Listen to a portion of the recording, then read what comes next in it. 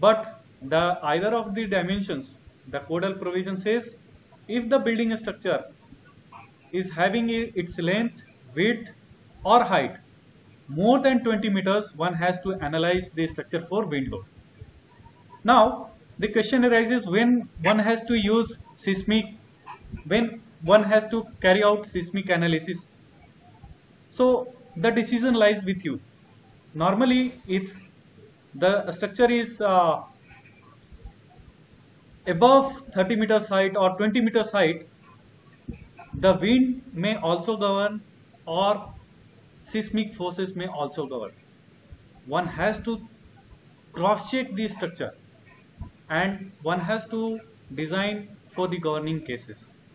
So in this case, we are pretty sure since this structure lies in wind zone 4 and seismic zone 2,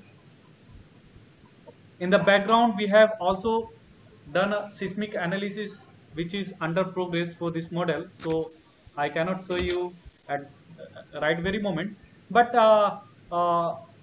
we are pretty sure that wind forces are going to govern here because of the dimensions which are above in 20-meter height. So as per codal provisions, we have carried out wind analysis for this particular model. Now question is like why not wind definitions has been used. As you know, this is a backdrop of StatPro, or this is not a usual practice event to design a structure for both of the loads at a time, either it be seismic or either it be wind. So one has to form envelope, and if you are using any of the definition in StatPro, either say if I am using wind definition, then I cannot use seismic definitions here. I cannot carry out seismic analysis at a same time. So what are the steps to analyze a model for both of the loads, say seismic as well as wind? So you have to feed the load either wind or seismic by manual calculations. So here you can see I have not used wind definition. Instead, I am using manual calculations. I have applied wind load manually, frame by frame I have applied. So this is one case. Next is like if I'm using wind definition, then wind load case has to be put first. This is another instruction which we need to follow while modeling into StatPro. Otherwise you will be getting errors. So while not using wind definition here, you have the freedom to apply all these wind loads manually. You have to develop a Excel software, and by using the codal provisions, one can easily find out their wind load from several directions which is being exerted on the structure. In this case, you can see we have modeled some frames. Individual frames has been modeled, and accordingly we have carried out, you can see, nomenclature for slab, and this is one way, two way based on the same frame structure. So by using the wind load calculation according to IS 875 part 3 2015, which has been revised recently in the year 2015. So by using that code, you need to find out the wind load as per this formulae, and also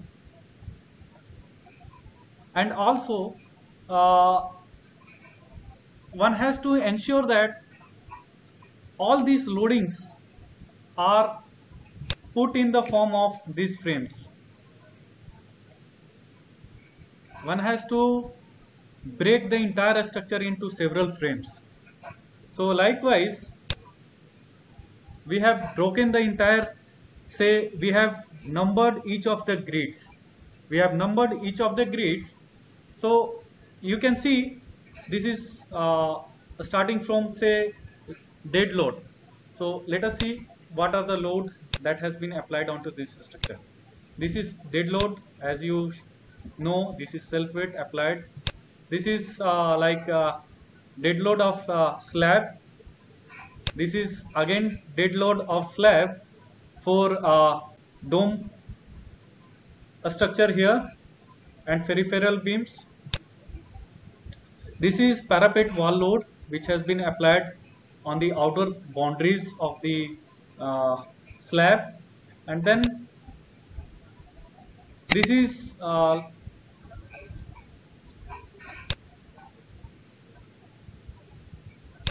okay. So these are some of the slab loads, different slab loads which has been applied onto the structure. You can see this is again the slab load, one way loading has been applied on one way slabs. You can see the slabs, the pore slab is one way. Ly by Lx ratio is less than 2, greater than 2, sorry. So this is one way slab. You can see the either dimension is 2 meter, but lateral dimension is more, 3 times or 4 times more. So in that case the slab is one way, so one way slab loading has been applied, okay, on all of the port slab. Now this is wall load, main wall load. This is again another wall load for 2 meter height on the peripheral beams of dome structure, and this is again parapet wall load applied onto the port slab, because the parapet wall here is of height say 300 mm only. So accordingly the loads are very less. You can see it has been also kept due to architectural purpose. Now you can see the live load has been applied as per the codal provisions. Since the slab is accessible, so you can see minus 1.5 kN per meter square as per IS 875 part 2 has been applied. Some of the slab, say this slab which is say dome structure part, is not accessible, it is inaccessible. So the loading, you can see we have applied a load of 0.75 kN per meter square, which is half of generally slabs which are accessible. Now these are some of the live loads, floor finishes. You can see these are again inaccessible slab loads applied to all these one way slabs, port slabs 1 2 3 4. So 1 2 3 4. Now coming to next is wind load. So you can see there are n number of load cases. My dear friends, when we talk about wind load, it is a load which acts from any side. There is no particular way or direction of wind getting applied on a structure. The direction, duration and intensity of wind varies from time to time. So in that case, to ensure that a structure is safe from all such storms or like wind loads, one has to take care, one has to design a structure for particular 6 cases minimum. What is that? Let me say this is my front face, this is my back face, this is my say left face, and this is my right face. So you can see LR, wind load, LR, left to right. So left to right, when wind is flowing from this side, the loading would be applied to all these particular frames, all frames in that particular direction, all frames in that particular direction. You can see. So let me start with wind load left to right. You can see wind load has been applied from this direction, which is acting towards the inside on this column. Next is like the columns which are onto this grid. So only first and last columns are on the same grid. You can see. Then how to calculate these wind loads? So you can see the walls here, the frame structure would be filled by walls. So half of this area of this wall and half of the area of this wall. Let's say if I am asked to calculate the wind load for this particular frame, this particular frame. So 100% of the wind load will be acting on this frame. Let's highlight. Okay. Okay. So 100% of the load would be acting here. But if I talk about some internal frame, say uh,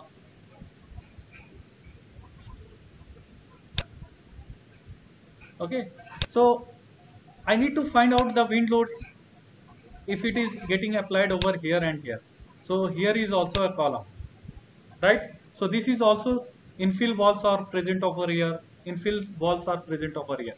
This is 100% area is governing for wind load. The entire area would be used for calculating wind load for this frame, whereas for this particular frame, half of the area for this one and half of the area of this one will be taken into cognizance while calculating the wind load. The procedure is really time taking, so I would be moving a bit faster. So you can see at each of the frames we have applied loads from left to right, each of the columns from that face, and magnitude is different based on the procedure which I explained you. Based on the difference in the area, exposure area, we have calculated these wind loads. Okay, so now let us come to next, that is wind load from right to left. Now you can see the difference in change of direction. Can you see? The wind load is now applied from outside to inner side. This is from right to left. So likewise the loading has been applied on each of the columns here. Next is wind load from back to front. So there is, as I said before, there is no probability of attack of wind onto the structure. There is no such definite direction. So we are also analyzing the structure for structure which is exposed to wind from back to front direction. So each of the frames has been exposed to some wind load, and these are applied from one frame to one frame. So this is really a tedious kind of operation, but when you need really exact results, accurate results, one has to perform all these operations in StatPro. This is from front to back, FB, that is front to back. So again the same procedure. And one thing I would like to say, the area, again if I say from this face, so the area between this one is different. If I say from left to right, from this face, so this face, the wind load on this column would be different because the area will be taken from this one and this one, not from this side. So accordingly the loadings are different here. These are the two cases, that is wind load, internal pressure from inward to outward. Just like if I quote an example, building has some openings, say doors, windows, ventilators. So if you take an example of a balloon, when you blow air inside the balloon, what happens? It inflates. The area of balloon increases. The surface tension at each of the point of the balloon increases. Likewise, a building also behaves similar way. When wind enters through the openings, it starts expanding. So this is what internal pressure which has been applied at each of the frames, you can see. Now next is like wind load suction. Suction is what? The same balloon which you have inflated. Now just release the air from it. What happens? It goes on contracting, right? Expansion and contraction. So expansion is pressure and suction is contraction. Likewise, the building structure is also exposed to contraction. So negative pressure, this may be also said as negative pressure. Many of the consultants use this term negative pressure. Okay. And one more thing, as per the codal provision, if the force is applied in positive direction, means it is from outward to inward, then it is positive. If it is from inward to outward, say inward to outward, then it is negative.